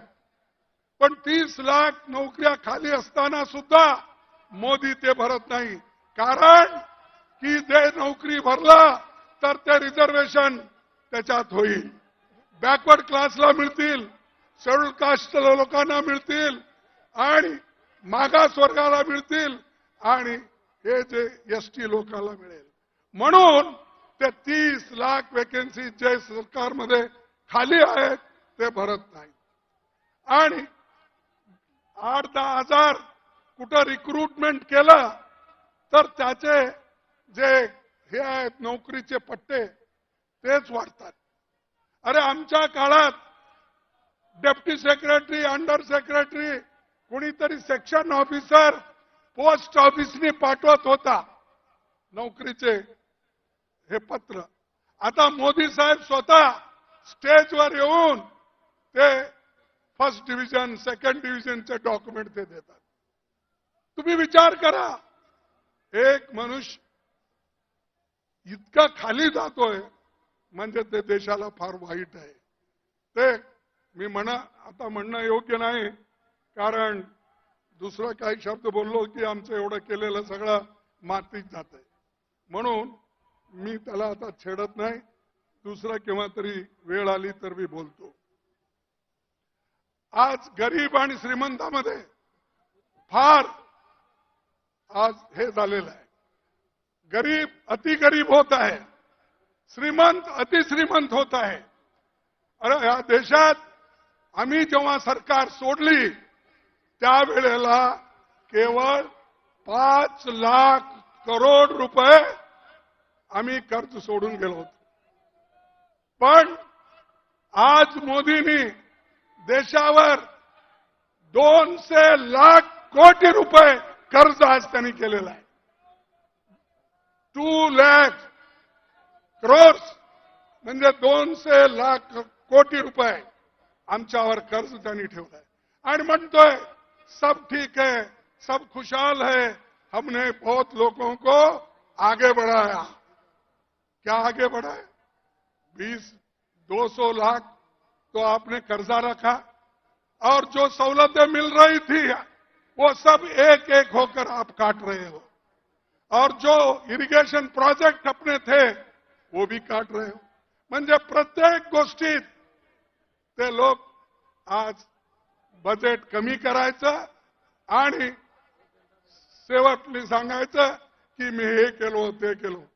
अरे बाप, तुम्ही मणिपूरमध्ये ते लोक मरू लागलेत, तिथं अनेक स्त्रियांचं रेप होऊ लागलंय आणि लहान मुलं मरू लागलेत. तिथं मोदी जात नाहीत. कुठं जातोय? इनॉग्रेट करण्यासाठी अहमदाबादला डायमंड हाऊसला जातोय. मोदी कुठं जातात की त्यांना जे पाहिजे पार्लमेंट सोडून त्यांनी लखनौमध्ये राहतात. अरे एकीकडे पार्लमेंट आहे चाललेलं आहे, दुसरीकडे प्राईम मिनिस्टर, होम मिनिस्टर हे बाहेर फिरतात. हे काय कुठंतरी असं होतंय? पार्लमेंट कशासाठी बोलवतात? आम्ही एमपीज कशासाठी जातो? की लोकांचे मुद्दे तिथं ठेवण्यासाठी. लोक आता काय अनएम्प्लॉयमेंट आहे, बेरोजगारीचे आहे, तसंच जे इन्फ्लेशन आहे, हे सगळ्या गोष्टी आणि आपल्या किसानांचं, फार्मर्सचं हे प्रश्न तिथं ठेवण्यासाठी आम्ही जातो. पण तिथं प्रधानमंत्री पायच ठेवला नाही, राज्यसभेत तरी पाय ठेवला नाही, मला वाटतंय लोकसभेमध्ये सुद्धा पाय ते ठेवलेच नाही. म्हणजे एवढी घृणा लोकसभेबद्दल, राज्यसभेबद्दल आहे. आणि त्यांनी आम्हाला डेमोक्रेसी शिकवतोय. अरे डेमोक्रेसी प्रकार तुम्ही आत येत नाही आणि जे लोक पार्लमेंटमध्ये येऊन जे गॅस सोडले, वरून उडून आले, ते कसं आले, कोण आणलं? आज मी सांगतो तुम्हाला, एक बीजेपीचा एमपी त्यांना साईन करून दिला होता आणि त्याच्यामुळं ते सगळं झालं. पण ते एक एमपीला रक्षण करण्यासाठी, त्या एक एमपीला वाचवण्यासाठी 146 एमपीजना बाहेर घातले. आपल्या लोकांना बाहेर गाऊन सगळे कानून सगळे पास करून घेतले. हे क्या लोकतंत्र आहे? हे प्रजातंत्र आहे? नाही. नाही तर तुम्हाला त्यांना लेसन शिकवावं लागते, धडे शिकवावं लागते. तुम्ही जर त्यांना धडा नाही शिकवला पुन्हा हेच करणार तो. हे आता जसं आपले राहुल गांधीजी सांगितले, इंडिया अलायन्स हे एक होऊन बीजेपीच्या विरुद्ध आम्ही फाईट करणार आहोत. आणि इंडिया अलायन्स एक झालं तर बीजेपी कुठंही तुम्हाला दिसणार नाही. अशी शक्ती या इंडिया अलायन्स मध्ये आहे. पण त्याला कसं खतम करावं, आमच्यामध्ये कसं डिवाइड करायचं ते त्यांनी सुरू केलंय. आतापासून काय काय करता मंत्र मला माहित नाही, कारण हैदराबादमध्ये एक स्पीच मी त्यांचा ऐकला. जर रेवंत रेड्डीने काहीतरी एक भाषण केला, त्यावेळेला त्यानं सांगितलं, राजस्थानमध्ये त्यांनी सांगितलं, जर तिथला गहलोत हा जादूगार आहे तर मी चमत्कार करणारा माणूस, असं त्यांनी सांगितलं. म्हणजे त्यांनी सगळ्यांना कोणत्याही रीतीनं दाबून ठेवण्याचं काम करतोय, खोटं बोलतोय. आणि त्याच्यासारखं खोटं बोलणारा माणूस कुठेही तुम्हाला मिळणार नाही. काय केलं त्यांनी सांगितलं, तुम्हाला 2-2 कोटी नोकरी प्रतिवर्ष देतो म्हणला की नाही? मग मिळाले. कसं मिळत नाही हो? का तो प्रधानमंत्री आहे, खोटं बोलतोय? 15 लाख रुपये तुम्हाला देतो म्हणला, दिला नाही दिला. मग का प्रधानमंत्री खोटं बोलतोय का आम्ही सांगणारे खोटं बोलतोय? आणि हेच पार्लमेंटमध्ये असं सांगतोय. आता पुन्हा एक नवीन चमत्कार करू लागलाय. आता सगळं सोडून, काम सोडून, लोकांचे कठीणाई सोडून, आमच्या किसानचे मुद्दे सोडून, अनएम्प्लॉयमेंटचे मुद्दे सोडून आता सगळं देवाकडे लागलाय. देवाकडे लागून ह्या इलेक्शनमध्ये ते सगळं एक एक करून भजन करत तुमच्याकडे येईल. तर बंधूंनो, तुम्ही त्या कशालाही बघू नका. देशासाठी, देश वाचवण्यासाठी तुम्हाला इंडियाला महत्व द्यायचं आहे. देशाला वाचवणं, संविधानाला वाचवणं, लोकतंत्राला वाचवणं हे तुमचं आधी कर्तव्य आहे. हे जर उरलं किंवा याला तुम्ही जर वाचवला तर सगळं वाचतंय. त्यासाठी मी जास्त बोलत नाही, कारण यांच्या काळात मी जास्त सांगत नाही. आणि मीडियाच्या लोकांना सांगितलं, सर राहुल जी, इनको पाप कहने से कुछ नहीं होता. ये मीडिया के लोग जो है ना, ये काम करने वाले हैं. इनके पीछे जो है ना, उनको पकड़ना पड़ता हमको. इनके पीछे जो कॉरपोरेट कंपनीज है, ये तो पाप मजदूर है, सैलरी लेने वाले हैं. नहीं तो उन्होंने अगर रिपोर्टिंग ठीक नहीं करे तो दूसरे दिन निकाल देते हैं. तो वो डर के वो मालिक जो बोलता वही लिखते हैं. तो इसीलिए हमको यही कहना है कि यहां करके कॉरपोरेट कंपनियां, अमीर लोग जो कांग्रेस को खत्म करने के लिए मोदी को सपोर्ट कर रहे हैं, मोदी को फंड दे रहे हैं, उसके तरफ हमको देखना है. तो इससे मैं ज्यादा सवाल नहीं उठाता हूं. हम जो तेलंगाना में जीते, जरा हमारा हौसला बढ़ा. कर्नाटक जीते, ये सब हमने जीते. लेकिन एक दो तीन स्टेट में हमको थोड़ा धक्का लगा है और वो धक्का लगने से आप मायूस होने की जरूरत नहीं। हिम्मत रखो, हम लड़ेंगे, किसको डरेंगे नहीं, डरने का सवाल नहीं। अरे ऐसे ब्रिटिशरों को हमने भगाया है, क्या मोदी को डरेंगे? क्या बीजेपी को डरेंगे? क्या आरएसएस को डरेंगे? अरे वो लोग तो डर के ब्रिटिश के गवर्नमेंट में काम करते थे, वो लोग डर के उनके साथ दोस्ती की है, ये डर के माफी नामा मांग लिए। तो ये लोग डरपुक है। ऐसे लोगों के खिलाफ लड़ना, आप तो बहादुर लोग हैं। और जैसा कि अभी राहुल गांधी जी ने कहा, आप तो शेर है, बब्बर है, लेकिन शेर कभी घास खाता है नहीं, तो शेर है आप। तो इसलिए भाइयों, मैं ज्यादा चीजें आपके सामने नहीं रखना चाहता। जो चीजें पार्लियामेंट में भी घटे, और आज हमको ब्लेम करते हैं, मोदी ये ब्लेम करते हैं कि कांग्रेस वाले, अपोजिशन वाले पार्लियामेंट में नहीं आ रहे। अरे पार्लियामेंट के बाहर निकालने वाले ही आप हो, हमको बात करने के लिए नहीं देते।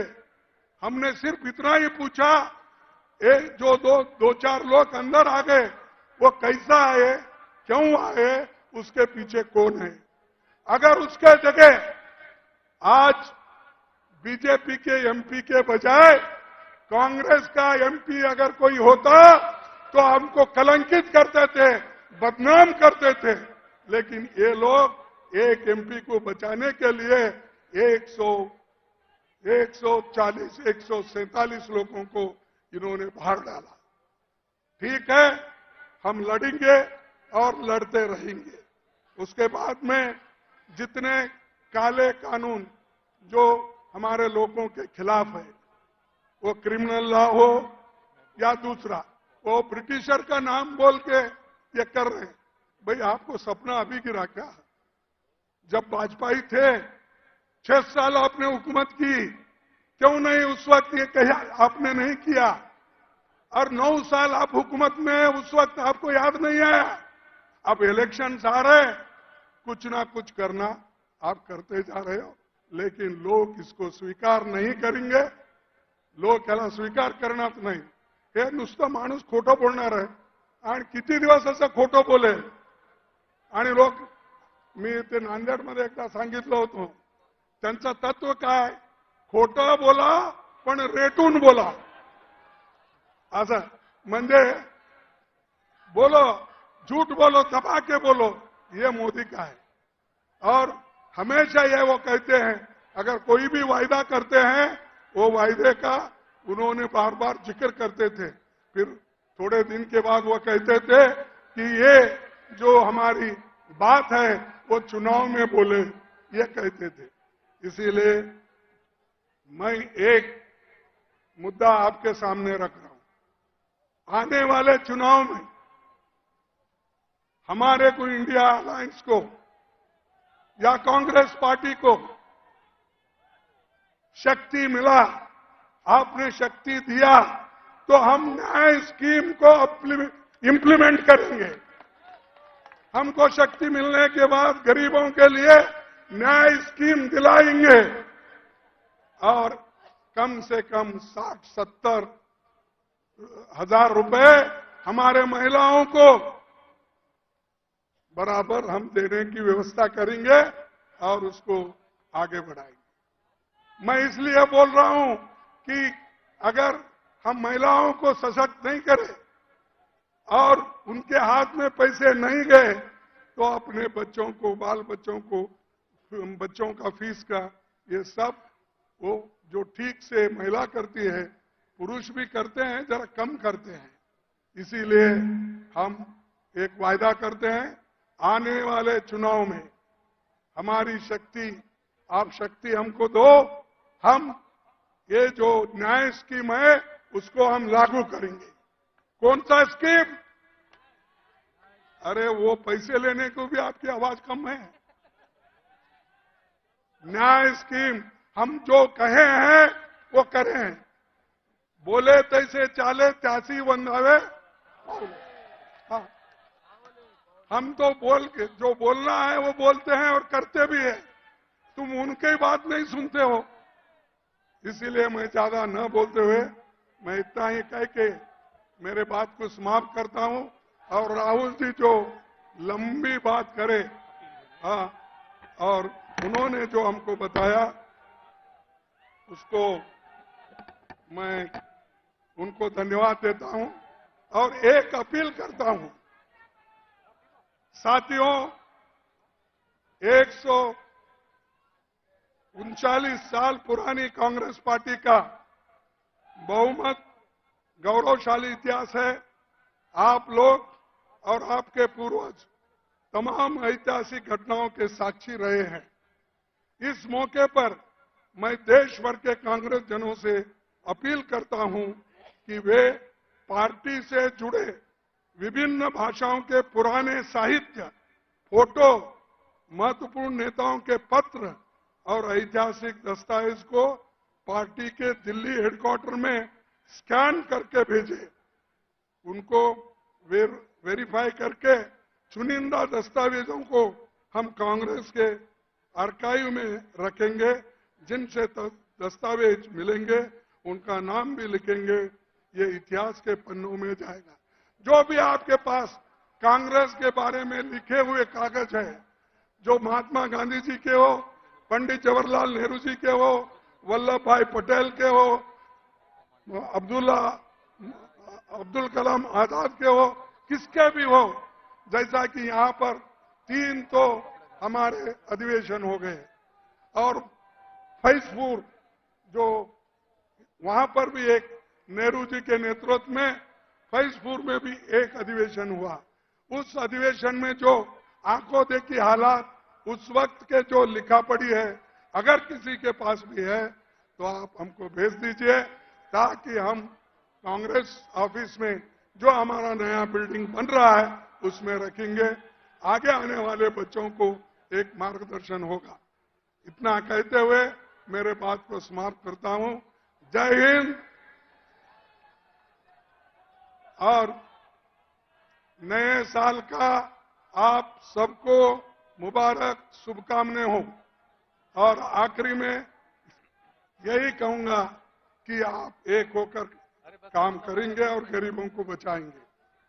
जय हिंद, जय हिंद, जय हिंद। ये सामने के लोग पहले बहुत पुकारते थे, अब कम हो गया। जय कांग्रेस, जय कांग्रेस, जय कांग्रेस।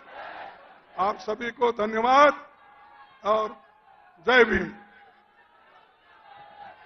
खरगे साहेब, आपलं खूप खूप आभार। आता आमंत्रित करतो काँग्रेस विधिमंडळाचे नेते बाळासाहेब थोरात यांना, ते आभार प्रदर्शन करतील। बाळासाहेब थोरात। काँग्रेस स्थापना दिनाच्या निमित्तानं नागपूर येथे होत असलेल्या आजच्या महारॅलीसाठी उपस्थित असलेले अखिल भारतीय काँग्रेस कमिटीचे अध्यक्ष आदरणीय नेते मल्लिकार्जुन खरगे साहेब, आपल्या सर्वांचे नेते आदरणीय राहुलजी, त्याचप्रमाणे आपले प्रभारी रमेशजी चेनिथालाजी, माननीय वेणुगोपालजी, सर्व उपस्थित असलेले मुख्यमंत्री महोदय, सर्व पदाधिकारी, वर्किंग कमिटीचे सर्व सदस्य, देशातून आलेले आणि राज्यातून आलेले सर्व नेते मंडळी आणि आपल्या सर्वांचे मी आभार मानतो आहे। आणि हा संदेश राहुलजींचा संदेश, आदरणीय खरगे साहेबांचा संदेश घेऊन आपण महाराष्ट्रात आणि देशात जाऊया, पुन्हा एकदा काँग्रेस दिमाखाने उभे करूया, एवढंच सांगतो। जय हिंद, जय महाराष्ट्र। राष्ट्रगीत होईल। राष्ट्रगीत झाल्याशिवाय कृपा करून कोणी जाऊ नये। एकसाथ सावधान। राष्ट्रगान शुरू करेंगे। जनगण मन अधिनायक जय हे भारत भाग्य विधाता, पंजाब सिंध गुजरात मराठा द्राविड उत्कल वंग, विंध्य हिमाचल यमुना गंगा उच्चल जलधि तरंग, तव शुभ नामे जागे, तव शुभाशिष मागे, गाहे तव जय गाथा, जन गण मंगलदायक जय, भारत भाग्य विधाता, जय है जय है जय है, जय जय जय जय है, भारत माता की जय। Thank you. भाई महेंद्र जोशी जी, हम आपसे मिलना चाहते हैं, सेवा दल के साथी। भाई महेंद्र जोशी जी,